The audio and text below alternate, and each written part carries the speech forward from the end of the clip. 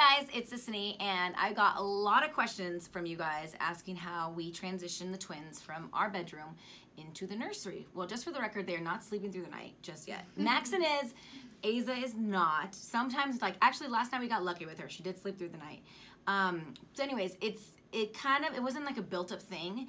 It kind of happened spontaneously. So the real story is that since they were sleeping in our room, we put them to bed between 7:30 and 8 every night. That pretty much is like makes the room off limits at that point. You know, it's like Michael and I only go in there to go to sleep at like 10 or 11:30, or 10 or 11, whatever time we go to bed. That's usually our frame, 10 to 11:30. Anyways, so the night before I left for Vegas for the iHeartRadio Music Festival, I had to figure out all my outfits and get dressed, and like I was all stressed out.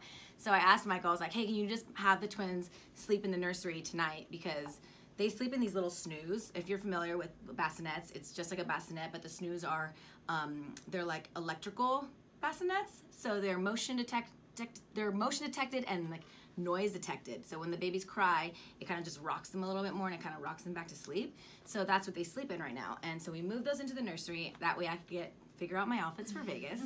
And that's literally how and why we did it. I didn't think we were gonna keep it that way, but since I left for 3 nights, Michael kept it that way, and I'm sure he probably let them cry through the night because I wouldn't be able to do that. And it was almost a blessing in disguise, because by the time I got back that Sunday, they were still in the nursery, and we just kind of continued to have them in there. So that's how we did it. Obviously, we have baby monitor and Nest Cam and all that stuff, so I can hear them throughout the night. We even keep our bedroom door open and their nursery door open, so even if they weren't in the room or were in the room, like, we can hear them down the hallway.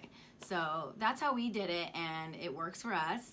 And we're still trying to get Aza to sleep through the night, but she wakes up for a pacifier, and I am a sucker, literally, and I walk in there and I put it in her mouth, and then a half an hour later it happens again, and it's just like this vicious cycle that I can't break. But last night she didn't ask for one, or at least she just slept through the whole night, so I'm praying that we're off to a good start. And then a lot of you have asked me about the snooze. We have been using them ever since they were born, since we brought them from the hospital. I love them. I don't know what we would do without them, because it honestly is like this extra, it just feels like an extra set of hands that actually like help you throughout the night, because babies will wake up for random things. Like sometimes they just startle themselves up, or like whatever it is. And we notice that with the snooze, whenever they kind of wake up and just like cry a little bit, it just rocks. All they want to do is be rocked back to sleep, and so they just get rocked. And if they have something else, like a wet diaper or an explosion, or like diaper explosion is what I'm saying, not an actual explosion, that would be so intense. But anyways, if it's something like that, then after 3 minutes, the snooze just completely shuts off, and a parent should probably go in there and check on their child.